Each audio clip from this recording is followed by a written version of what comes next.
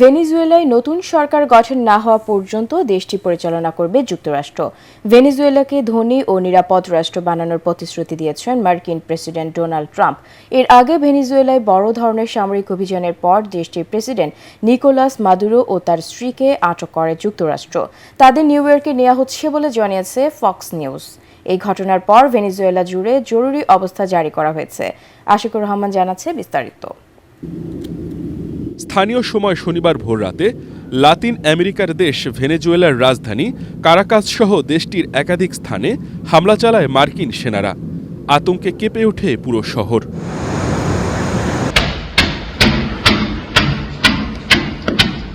বিকট শব্দে মানুষজন আতঙ্কিত হয়ে রাস্তায় বেরিয়ে আসেন।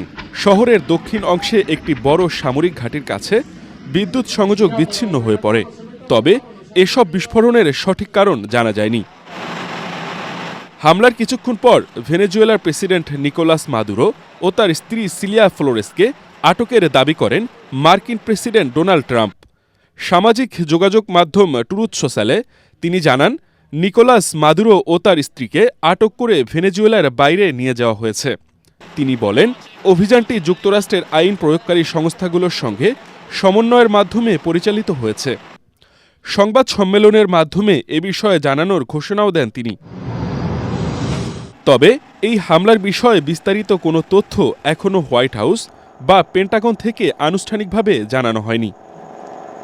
কাতার ভিত্তিক সংবাদ মাধ্যম আল জাজিরার খবরে বলা হয়েছে, ভেনেজুয়েলায় মার্কিন হামলা হলেও দেশটির মাদুরো বিরোধী পক্ষ জানিয়েছে এই ইস্যুতে কোনো আনুষ্ঠানিক বক্তব্য দেবেন না তারা।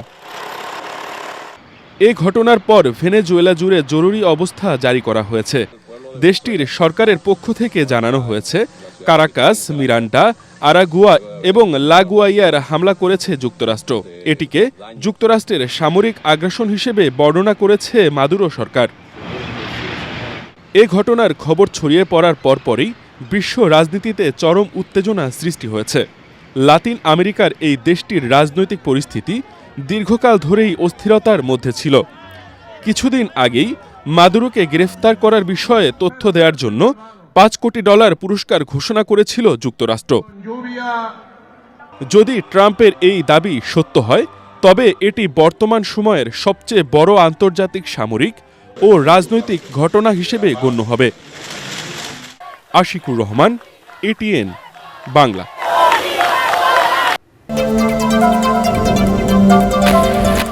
যাচাই বাছাই ঢাকা 17, বগুড়া 6 আসনে বিএনপির ভারপ্রাপ্ত চেয়ারম্যান তারেক রহমানের মনোনয়নপত্র বৈধ ঘোষণা করা হয়েছে। ঢাকা 15 আসনে মনোনয়ন গৃহীত হয়েছে জামায়াতের আমির ডক্টর শফিকুর রহমানের। ঢাকা 11 আসনে এনসিপির আহ্বায়ক নাহিদ ইসলামের মনোনয়নপত্র বৈধতা পেয়েছে। ভোটারের তথ্যে ত্রুটি থাকায় ঢাকা 9 আসনে স্বতন্ত্র প্রার্থী ডাক্তার তাসনিম জারা এবং স্বাক্ষরে গরমিল থাকায় চট্টগ্রাম 5 আসনে ব্যারিস্টার আনিসুল ইসলাম মাহমুদের মনোনয়ন বাতিল করেছেন রিটার্নিং অফিসার।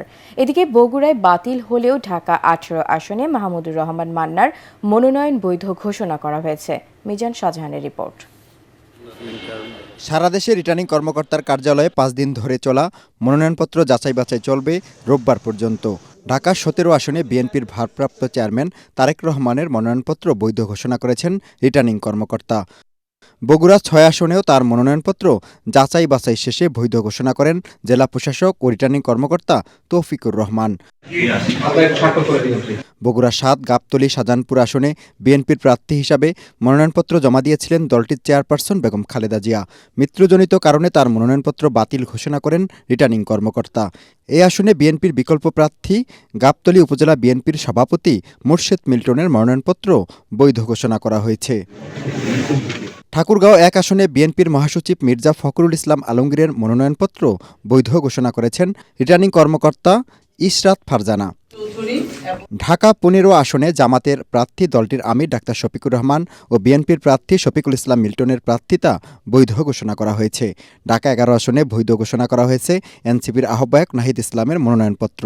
এই আসনে মনোনয়নপত্র বৈধ হয়েছে বিএনপির প্রার্থী MA কাইয়ুমের। ঢাকা 11 আসনের জনগণকে নিয়ে মাদক, সন্ত্রাস এবং চাঁদা মুক্ত একটি কল্যাণ এলাকা আমি তৈরি করতে চাই। ঢাকা ৮ আসনে বৈধ ঘোষণা করা হয়েছে এনসিপির মুখ্য সমন্বয়ক নাসির উদ্দিন পাটোয়ারির প্রার্থিতা। ইলেকশনের তফসিল দেওয়ার পরে আমরা নির্বাচন কমিশনকে বাংলাদেশে আর দেখতে পাচ্ছি না। চিফ ইলেকশন কমিশনার থেকে শুরু করে বিভিন্ন জায়গায় বাংলাদেশে বড় ধরনের শোডাউন হচ্ছে পলিটিক্যাল পার্টিগুলোর।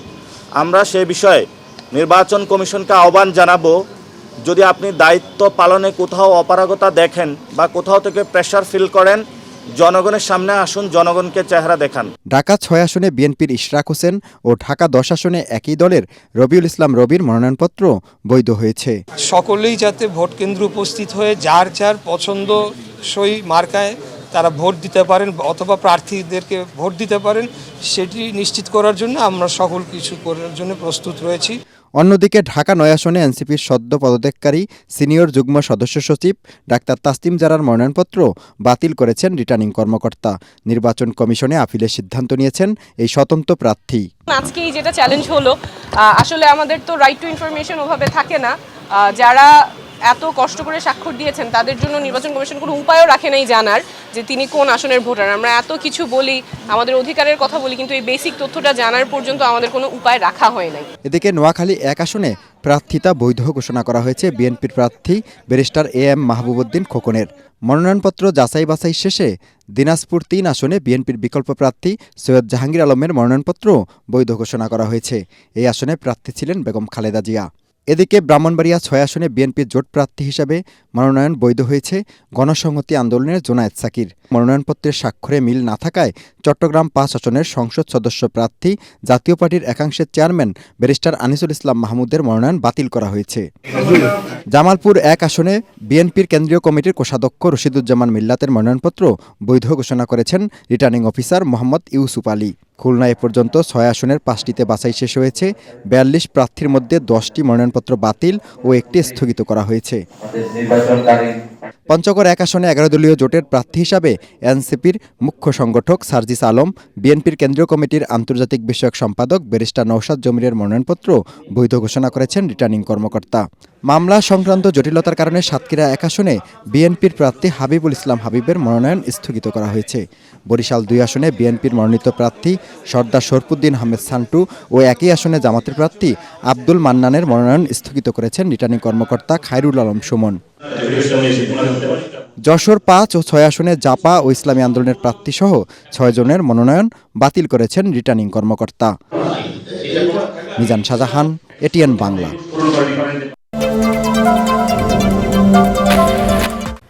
বেগম খালেদা জিয়ার আদর্শ আর জনগণকে দেয়া অঙ্গীকার সহ তার দেখানো পথ ধরে বিএনপির ভারপ্রাপ্ত চেয়ারম্যান তারেক রহমানের নেতৃত্বে দেশ এগিয়ে যাবে বলে মন্তব্য করেছেন দলটির সিনিয়র যুগ্ম মহাসচিব রুহুল কবির রিজভী। সদ্য প্রয়াত দলের চেয়ারপারসনের কবর জিয়ারত শেষে তিনি একথা বলেন। এদিকে ৩ দিনের রাষ্ট্রীয় শোক শেষ হলেও খালেদা জিয়ার সমাধি ঘিরে শোকার্ত মানুষের ভিড় এখনও কমেনি। আরও জানাচ্ছেন মুশফিকুর রহমান।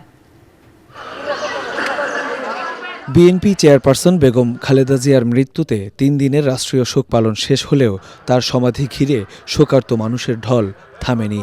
ঘন কুয়াশা আর কনকনে শীত উপেক্ষা করে প্রিয় নেত্রীর কবর জিয়ারত করতে রাজধানী ছাড়াও দেশের বিভিন্ন প্রান্ত থেকে ছুটে আসছেন সর্বস্তরের মানুষ। প্রিয় নেত্রীর কবরের পাশে দাঁড়িয়ে চোখের পানি ধরে রাখতে পারছে না অনেকেই। ফাতিহা পাঠ আর দোয়া মোনাজাত করছে বিএনপির অঙ্গ সংগঠন সহ নানা শ্রেণী পেশার মানুষ। ভাঙা ঘর থেকে ধরে রাজপথে নেমে আমাদের জন্য যা করণীয় দরকার ছিল দেশ এবং মাটি, মানুষের নেত্রী হিসাবে আমরা ওনাকে শ্রদ্ধা করি এবং ভালোবাসি। ভালোবাসার টানে আসছি, তার জন্য দোয়া করতে। খুব খারাপ লাগছে, আমরা তো কৃষক মানুষ, আমরা আসতে পারি নাই, তবে আমরা যাই কালকে রাত্রে আসছি তার জন্য যাই দোয়া করতে। সে আমাদের যা দিয়ে গেছে আমরা তার ঋণ কখনো শোধ করতে পারবো না। আসলে সে আমাদের নারী জাতির গর্ব। বাপ যেরকম ছেলেও সেরকম, মা যেরকম ছেলেও সেরকম। আশা করি ইনশাল্লাহ শূন্যস্থান পূর্ণ হবে।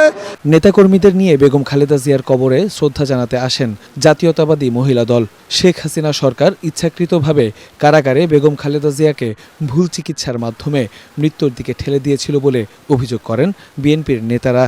জনগণের প্রত্যাশা পূরণে তারেক রহমান বাবা মায়ের আদর্শ ধারণ করে দেশকে এগিয়ে নিয়ে যাবেন বলে প্রত্যাশার কথা জানান দলের সিনিয়র যুগ্ম মহাসচিব রুহুল কবির রিজভী।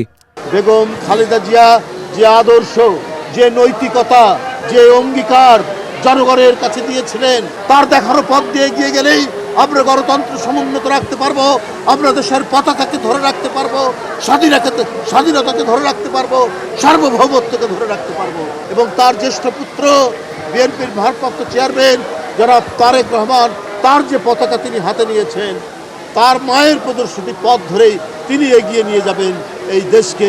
তিনি দলের জন্য কাজ করেছেন, দেশের জন্য কাজ করেছেন, দেশকে তিনি কোনো বিপদে কিন্তু দেশ ছেড়ে চলে যান নাই। তো সেই শিক্ষায় শিক্ষিত আমরা অবশ্যই এটা কোনো রকমের ব্যাঘাত ঘটবে না, বরং আরো শক্তিতে পরিণত হয়ে সাধারণ জনগণই আমাদের পক্ষে কাজ করবে ইনশাল্লাহ। পরে শ্রমিক দলের নেতাকর্মীদের নিয়ে বিএনপির প্রয়াত দুই প্রধান শহীদ রাষ্ট্রপতি জিয়াউর রহমান এবং বেগম খালেদা জিয়ার কবর জিয়ারত করেন দলের স্থায়ী কমিটির সদস্য নজরুল ইসলাম খান।